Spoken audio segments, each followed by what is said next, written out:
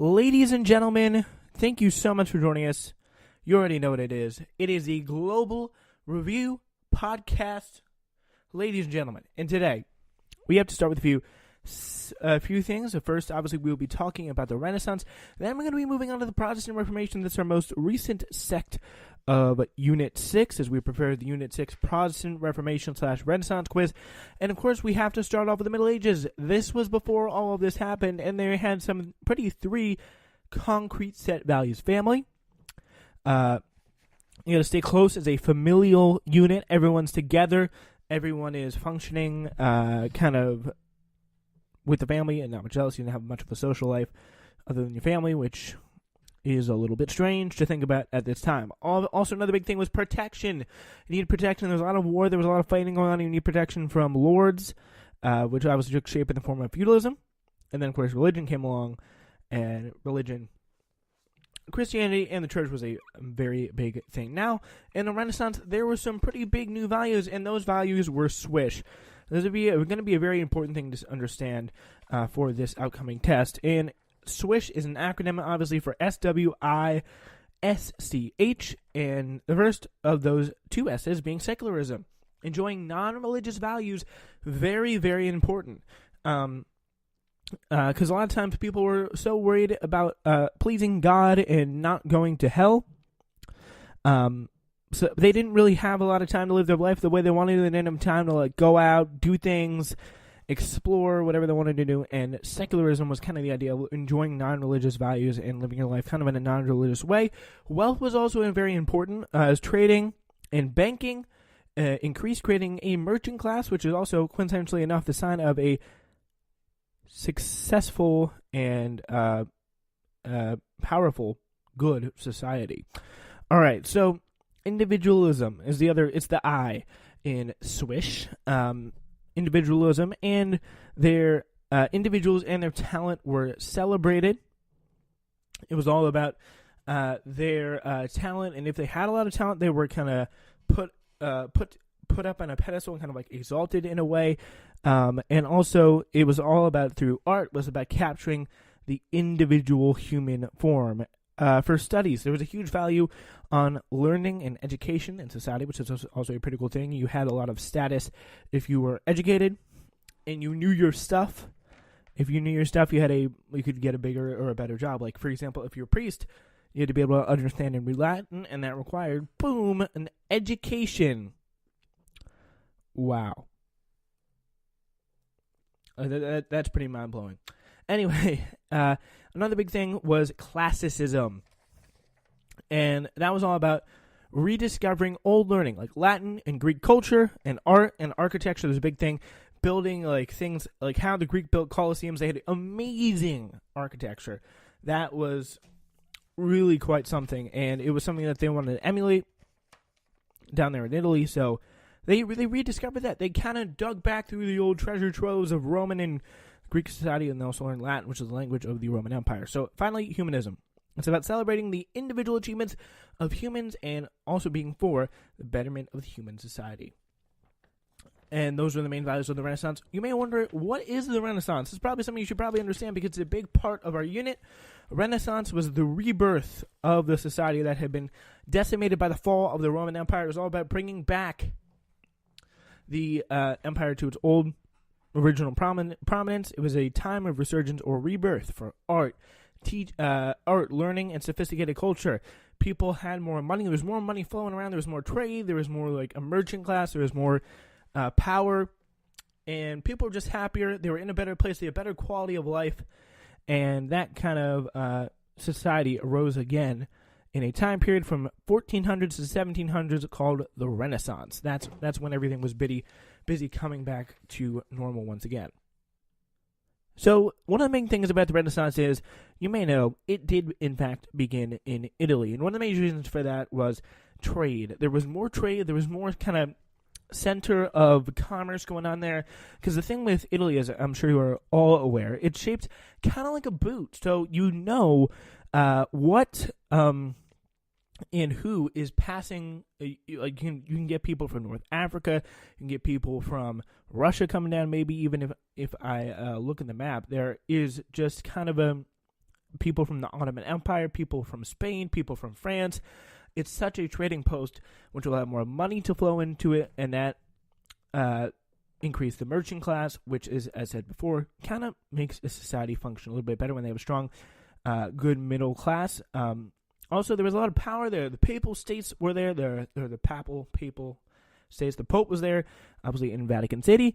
So that was another big thing. And there was also some pretty major technological advancing going on and a strong desire for learning, power, and to reclaim, as I said before, classicism, kind of reclaiming some of the Greek culture. All right, so also now I do want to get into some of the major artists of the Renaissance time. There are people like Raphael. He painted the picture of the School of Athens in the Apostolic Palace in the Vatican City. That was a big thing with a lot of values there. It kind of represented classicism because of, again, it was Athens, and there was all that Athens kind of architecture there. That was another big thing that was pretty prevalent in that particular picture. And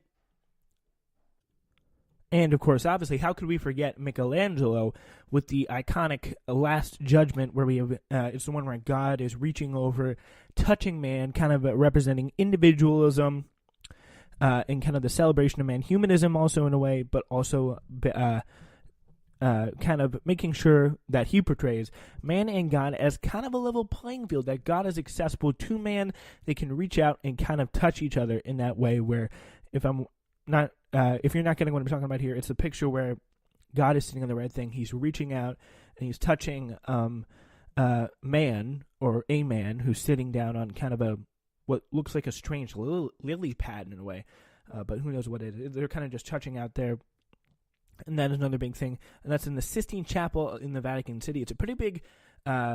These people, they were paid for by patrons. Their art was paid for by patrons, and it was to benefit the society and to make things look better, and kind of the betterment of humans and the lifestyle and the success of humans, which obviously is humanism. Then there's that's Michelangelo, but there was also Leonardo Da Vinci with his iconic painting Mona Lisa, which really captured the form of the human in such a very intricate way. It made it look like a photograph before those were invented. That was another big thing he did, and he was another one of those big artists. So there's also Brunelleschi and Botticelli, who also utilized this. Some of these same principles, these switch values in their artwork. As time passed, the Renaissance spread from Italy to the north. The Northern Renaissance began, and it began in quite a way. It spread to the Holy Roman Empire, which is like Germany. It spread to England. Shakespeare took place during the Renaissance, which kind of makes sense, right? Because the learning, the spread of writing going on. I mean, he was considered one of the best writers ever. So it does make sense that he took a trip across the English Channel and headed to England. Also spread to places like Spain and France as well. So that learning spread north and became a whole another thing in the Northern Renaissance. And the Northern Renaissance kind of spread into Christian humanism. We'll get into that in a moment. But some of the main inventions were there. With the printing press, it was a big deal. It was invented by Johannes Gutenberg in 1440. The big deal with that was because he could print books quicker and faster. The printing press could. It allowed books to be made more quickly. Books and the whole idea of writing and transmitting ideas through literature took on kind of really a whole new meaning to the fact because there was still some pretty important things that were said to be written in that book. For example, the Bible. More people were able to get a Bible that they never would have before. Books that were told you more about the world were circulated quicker. All this important literature circulated very quickly. I mean, Shakespeare benefited most likely from the printing press. He was a 1500s man. It was 1440, so the printing press probably circulated a lot for him. And yeah, that was a big help for Shakespeare, as you can imagine. Well, we talked about the printing press, and that obviously led to the circulation of more books, and books that included The Prince. The Prince was by Machiavelli. He was kind of the first political strategist in the world, which was pretty cool. He advised some princes, and he came out with a big book called The Prince. And The Prince was a kind of a landscape-changing book, kind of changed the game, because it argued something different than anyone else had argued before. Everyone else before, unless they had some other kind of rough ulterior motive, had always argued that it would be better to rule by being nice and being chill. But Machiavelli, he wanted it to be ruled by fear. That way people were more obedient. People feared what you were going to do more, obviously. Yeah, pretty much what you need to know is you think of Machiavelli and you know that rule by fear is better. That's the argument he made in The Prince. There was also Christian humanism that kind of sprung out from the Northern Renaissance, and it was all about improvement there in Christian humanism. It was about values and purposes that included improving the church, improving the morals of the church, something that a lot of people in the North believed that the Church, the Vatican, had abandoned. We'll get more of that in the Protestant Reformation with Martin Luther, as I'm sure you are familiar with. Martin Luther, he was big into reforming the church, and he kind of represented that. He also wanted to improve lives as well. On top of that, improve living conditions. That's where the humanism part comes up in the Christian humanism part. Some of the similarities between the Northern Renaissance and the one down in Italy is that they both believed in humanism in their different ways. And in addition, art was very prevalent. Some of the major artists in the Northern Renaissance, we already went over the ones in the Italian Renaissance, were Dürer. He created the painting Peasants in the Field, and The Last Supper by Albrecht. These Northern Renaissance paintings had a reputation for being kind of darker and less full of life and color, etc., because things weren't as poppin', just to say the least, over there. They weren't off the chains like they were in Italy at the time. So, art was prevalent in both societies, though, and both wanted some societal improvements, as we see in humanism. They wanted to improve, they wanted to better their society. Some of the differences was that Italy focused more on rebuilding classic cultures of Greek and Rome. They wanted to rebuild those cultures, and they also wanted to add to the church artistically and give it some more power. But in the North, they were focused on stamping out the corruption of the church, and the big thing they wanted was more morals along with that. They wanted to add, Italians wanted to add artistically, they wanted to reform the church. And that brings us in to the Protestant Reformation, or Protestant Reformation. So, the Protestant Reformation, it was a grassroots movement whose goal was to reform the Catholic Church. And it was started by just a lowly theology professor at a college by the name of Martin Luther. He was just a teacher who was like, enough is enough with this crazy Catholic Church stuff. The critics of the church, this is what they claimed. They said the church leaders were corrupt. The popes who ruled during the Renaissance patronized the arts, something they did not like, spent extravagantly on personal pleasure, which is not something you're supposed to do in the Bible and in the Christian faith, and fought wars. Not good. It was thou shalt not kill commandment. And here's a bad one.